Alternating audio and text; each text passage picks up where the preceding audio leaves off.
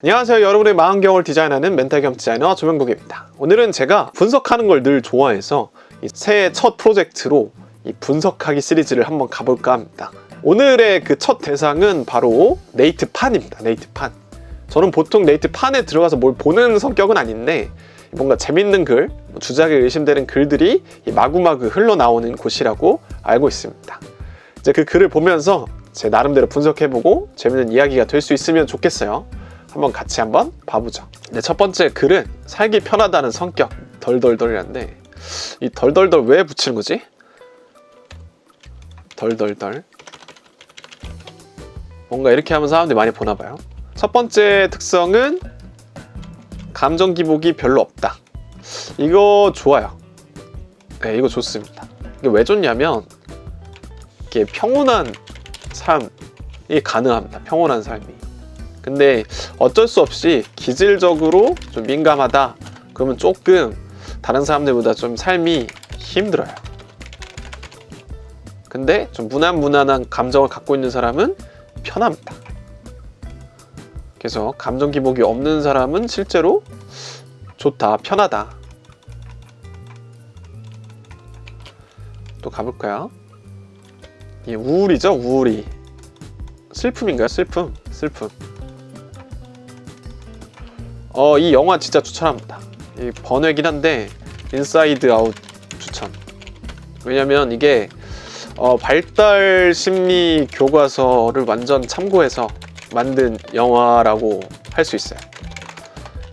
인간의 감정을 이 5개로 표현했는데 이것도 다 자문을 받았습니다. 심리학자한테. 이 표정 심리학자로 유명한 그 에크만 교수라고 있어요. 그분이 이제 자문을 해줘서 이 애니메이션을 만들었답니다. 그래서 되게 저는 막 교과서 공부하는 느낌으로 이제 이 영화를 봤어요.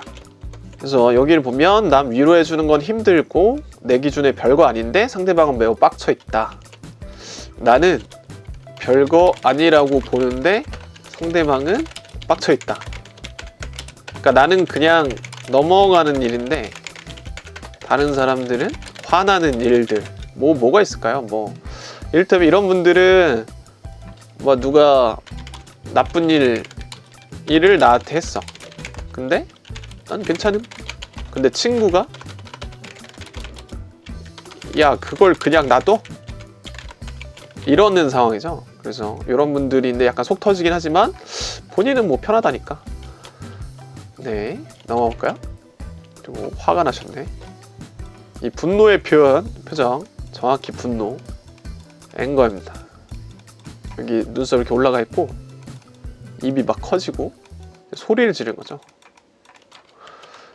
분노에 대해서 좀 해드리자면 분노에서 재밌는 이야기는 소리를 왜 지르는가 입니다. 제가 어디서 본 건데 우리가 소리를 지르는 이유는 안 들리니까. 네가 제발 말 좀 들어라 하는 의미에서 소리를 지른다는 이야기가 있어요. 그러니까 연인들에 대해서 생각을 해보면 둘이 이렇게 연인이 있을 거 아니에요. 근데 이제 서로 좋을 때는 가까이에서 소리 이렇게 얘기를 하죠. 막 사랑의 이야기를 막 한단 말이죠. 근데 싸워. 어떻게 되냐면 소리를 막 질러. 왜냐면 이 사람의 마음을 이해받고 싶은데 안 들으니까 화가 막 나는 거예요.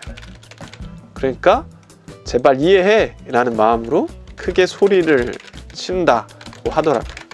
그래서 우리가 친할 때는 기분이 좋을 때는 그냥 소곤소곤 해도 되는데 싸울 때는 화날 때는 소리를 빽 지르죠. 이런 것들. 그래서 상사한테 혼나도 타격감이 빵이다. 돌아서는 순간 잊어버림. 이게 이제 두 가지일 것 같아요. 그러니까 뭐냐면 상사가 불합리한 이유로 그냥 깔려고 화를 내는 걸 흡수하지 않는다. 그럼 이건 짱! 제일 좋은 거고. 근데 반대로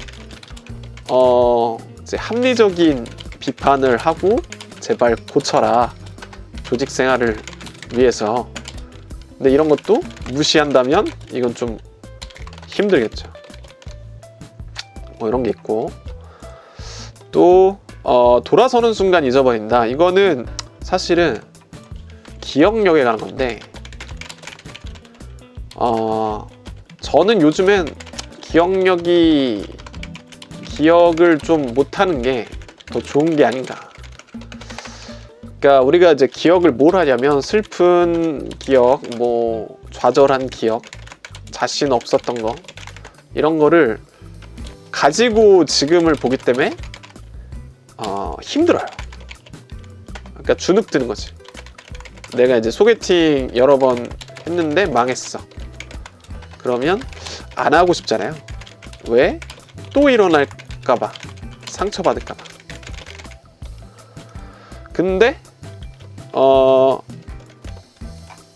근데 만약에 이제 이런 슬픈 기억들을 잘 잊어버리면 우리는 새로운 마음으로 또 시도를 할 수 있겠죠.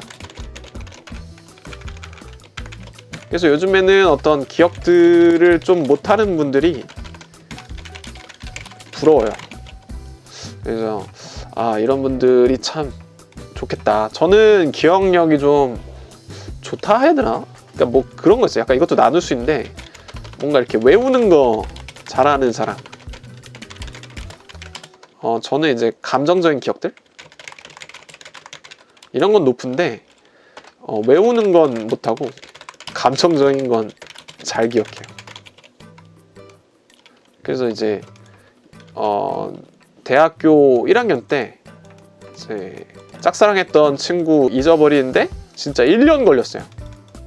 1년 이상? 좋아하는 시간은 한 2개월? 이랬는데, 제가 너무 그때 연애 초보고 막 이러다 보니까 연애 못 해봐가지고 이렇게 1년이나 걸렸습니다. 물론 나중에는 이게 1년 가는 경우는 거의 없었고, 뭐 한 달? 2달이면 이제 오래 사귀었던 친구도 잊어버리곤 했는데, 이 첫 기억이 이렇더라고요. 그랬던 기억이 있습니다. 다음으로 가볼까요? 그럴 수도 있지. 뭐 혹은 모든 일에 그러려니 해. 이건 되게 좋아요. 제가 이제 그 자존감을 높이는 단어장이라고 영상 찍었는데, 거기서 이제 쓰는 말 중에 하나가 또 그럴 수도 있지. 이거랑 반대되는 말이 뭐냐면, 절대 그래선 안 돼. 그러면 안 되지. 어떻게 그래? 뭐 이런 생각들인데, 이 should라고 할 수 있어요. 뭔가 해야 한다. 근데 이 해야 한다가 많잖아요. 많으면 사람들은 힘들어요. 왜 그러냐면, 보통은 그 should를, 그 해야 한다를 채울 수 없어요. 왜냐? 나만 노력한다고 되는 게 아니거든. 이를테면 조별 활동이라고 쳐보죠. 조별 활동 나만 열심히 하면 되나?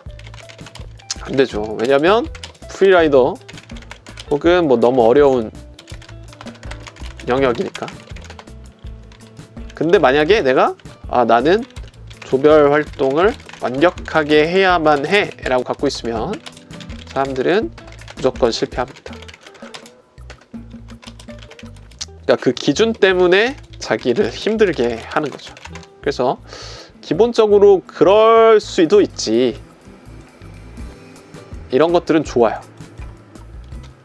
하지만 이것도 자기를 너무 존중하지 않는데도 그럴 수도 있지는 좋지 않습니다.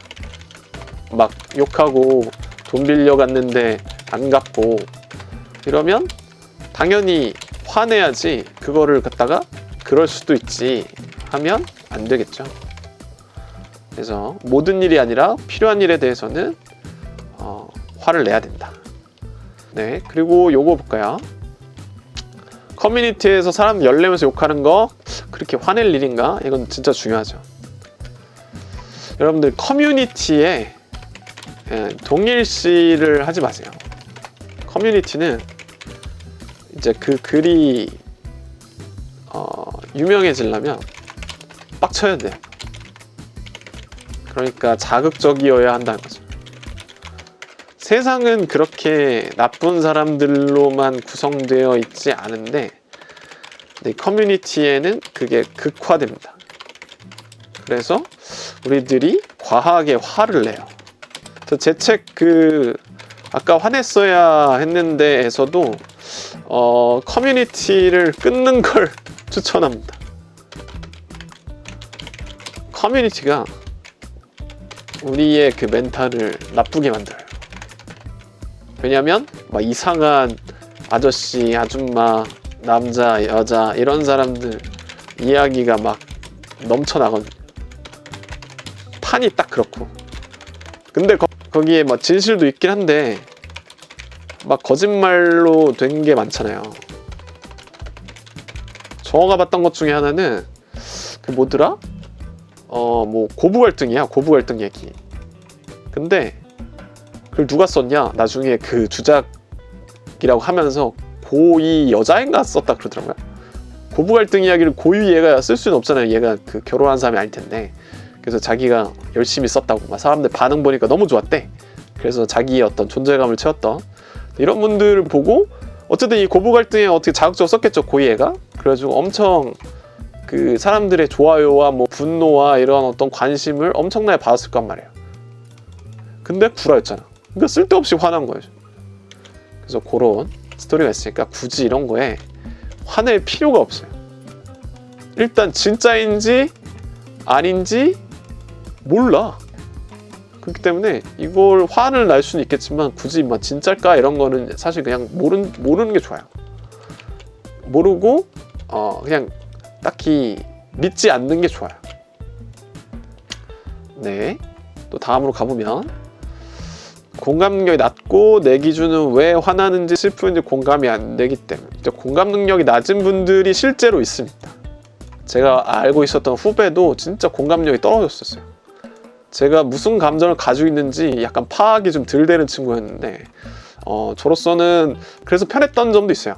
뭐 하고 싶은 말 뭘 해도 얘가 비난하지 않겠지 뭐 이런 생각도 있었는데 결국은 이제 마음 깊은 공감도 없었기 때문에 멀어졌던 게 아닌가라는 생각이 들고 이런 분들은 뭐라 그럴까 기질적으로 공감이 낮을 수도 있고 근데 이제 친구들은 편할 수도 있고 이제 더 많은 걸 바라면은 또 안 좋을 수도 있고 왜냐면은 이제 공감을 깊게 받지 못할 테니까 그런 파트가 있고 끝으로 가게에서 컴플레인 결국 싸우고 그런 거 귀찮은 화가 안 난다. 화가 안 나는 사람들은 많이 없긴 한데 기준이 좀 다를 수는 있겠죠. 그러나 역시 존중받지 못할 때 화내는 게 맞습니다. 계속 그러면 호구로 보니까요. 근데 만약에 화가 안 난다 이게 이제 표면적으로 안 나는 건지 진짜로 자극이 없는 건지 그건 좀 봐야 해요. 자극이 없다 그러면은 뭐 좋은 거죠. 화나는 게 좋은 건 아니니까. 그래서 추천은 729개 반대 24개 댓글 한번 볼까요? 그래서 보니까 뭐 혼자만 편하고 옆에 속 터지는 성격 바로 손절침 손절이란 말 많이 쓰죠. 그렇죠. 혼자는 되게 편한데 이거는 약간 사람을 가려요. 사람 바이 사람. 뭐 편하게 여기는 사람도 있고 아닌 사람도 있고 근데 이게 내 후배인데 내 후임인데 저런 성격에 일도 열심히 안 해. 그러면 저도 안녕. 이럴 것 같고 또 살기엔 편하지만 문제 해결에 도움이 안 된다. 뭐 나름대로 문제를 해결하고 사는데 딱히 문제로 인식이 안 되기 때문에 문제를 확인하지 않을 수도 있어요. 문제를 해결할 생각이 없을 수도 있어요. 공감력이 없어 소시오패스로 보이기 쉽고 곁에 있는 사람이 매우 힘들어지는 성격이다. 혼자 살아야 된다. 뭐 아까 말했듯이 힘들 수도 있고 안 힘들 수도 있어요. 도움받을 수도 있어요. 근데 이제 소시오패스로 보이는 건 뭐 이 사람이 실제로 뭐 나쁜 짓 저지른 거 아니면 상관없어요. 그 사람들이 이제 보이는 거에 너무 집중해. 보이는 거. 남들이 어떻게 생각하든 지금 만약 이 글에 나온 성격이 있다면 그 사람 편할걸요? 그 사람이 남이 뭐 어떻게 보든 뭔 상관이야 이럴 것 같아서 별 의미 없는 댓글 같아요. 네, 또 다른 사람들 볼까요? 여기 좀 의미 있는. 공감력 낮은 게 처음부터 나왔던 게 아니라 사회생활하면서 상처받다 보니까 무뎌져 가서 그런다. 감정을 안 느끼려 하다 보면 진짜 무관심해지. 사페 취급하지 말고 사이코패스 얘기하는 거 있죠. 감정을 안 느끼다 보면 약간 무력감을 느끼는 것 같아요. 우울증? 하도 털리다 보면 이제 내가 화나지 않는 게 더 유리하다는 생각이 들어요. 그래서 이제 무력감, 이 어디로 가냐? 우울증으로 갑니다. 그러니까 이 상처들을 이제 가만 놔둔 거죠. 어떻게 보면 뭐 이제 직장 생활 해야 되니까 하면서